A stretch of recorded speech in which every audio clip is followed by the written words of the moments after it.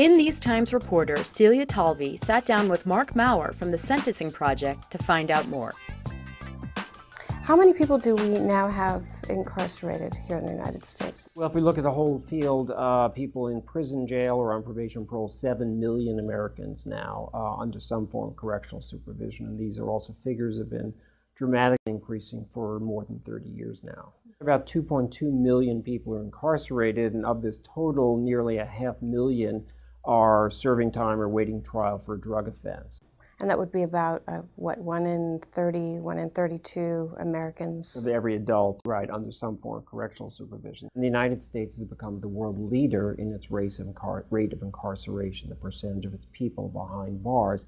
Now let's go back in our nation's recent political history to talk about how we actually got to where we are today. In 1984, something was passed known as the Sentencing Reform Act, which, as I understand it, was actually supposed to reduce some of the disparities that we were seeing in sentencing with regard to gender and race and class issues. Did that happen? Well, that federal bill, part of it came about the need to sort of recodify federal sentencing, make it more structured, and part of it to deal with these disparities. And there was a feeling that sometimes similar cases got wildly different sentences depending who the judge was. On top of that, Congress then enacted a host of mandatory sentencing provisions in the mid to late 1980s that just upped the ante enormously, particularly when it comes to drug crimes. The crack cocaine sentencing laws passed by Congress mandate much harsher terms for crack cocaine offenses than powder cocaine offenses, and more than 80% of the people arrested for crack offenses have been African American. So basically, if you're convicted of selling 500 grams of powder cocaine, a little more than a pound, you get a mandatory 5 years in prison. But for crack cocaine, all it takes is 5 grams. So if anything, the number of people in prison has increased, and the racial dynamics have gotten worse over the last 20 years or so. One of the things that we've seen over the last few decades has been the rise of private prison companies. One of the things, in having conversations with some of the operators of these corporations that I've heard, is that they really have nothing to do with the policies that have been enacted. Is that entirely true? Some of the private prison companies have made some very substantial political contributions in states that have subsequently adopted some broad policies using prison privatization. They've also worked through an organization called ALEC, which is the American Legislative Exchange Council, which describes itself as a association of state legislators committed to free market solutions to our problems, very conservative operation. And through their contributions to ALEC, ALEC has been very supportive of harsh sentencing policies. One of those policies or laws is the 3 strikes, you're out. Could you explain to the viewers what it is that 3 strikes, you're out means? Right. Well, this goes back to the mid-1990s. About half the states have some type of 3 strikes and you're out law. After you have your first 2 felonies, they have to be serious ones. Your 3rd felony can be any felony in the state of California. In fact, the majority of people sentenced under California's 3 strikes law have not been sentenced for violent crimes. They've been sentenced for nonviolent property or drug crimes as their final strike. And so the state is spending just enormous amounts of money incarcerating people for very long periods of time who are certainly not the worst of the worst by any means. So in many states now, legislators are facing some very difficult choices. They can build prisons or they can build colleges and provide other kinds of services, but you can't necessarily do both.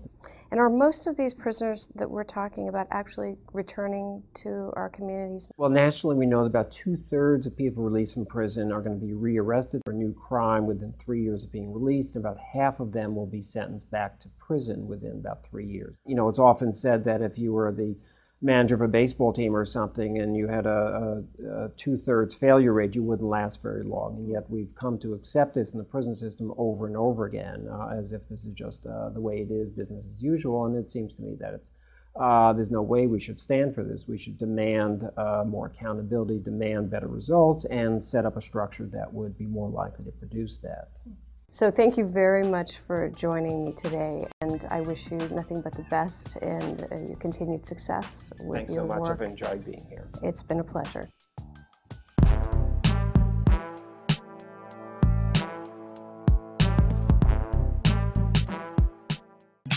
Get involved. It's easy to get active.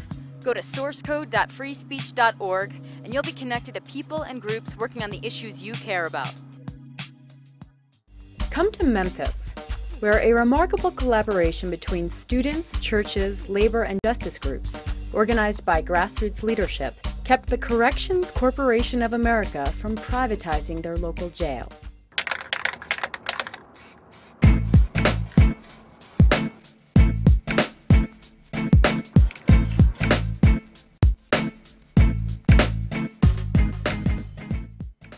In April 1968, Dr. Martin Luther King came to Memphis, Tennessee to lead local laborers in a march for justice.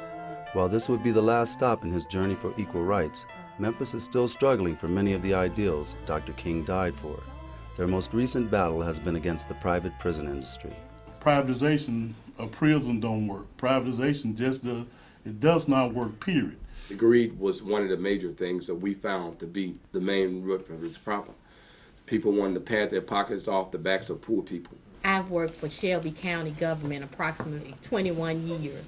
And out of that 21 years, I've heard the rumor of privatization many times, but in 2005 was the most I've ever seen them seriously push the issue. I knew I had to get up and do something.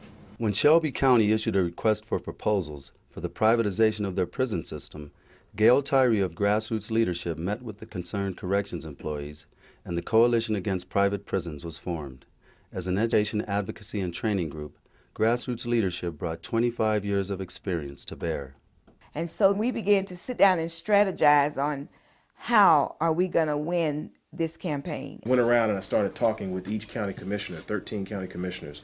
Everyone, Democrat and Republican, told us that we were going to be beat, that we were up against insurmountable odds. We was picketing the mayor's town hall meetings, everything. So we was doing what we had to do to get our voices heard. The coalition soon found support from a wide spectrum of community members and then brought their argument to the official chambers of the county commission meetings. Once a month for a solid year, the people in the community went before the county commissioners to say, this is not a good thing for Shelby County. We represented a cross-section of Shelby County. We had people who were wealthy, people middle class, people who were poor, white, black, Hispanic. I mean, we're all there.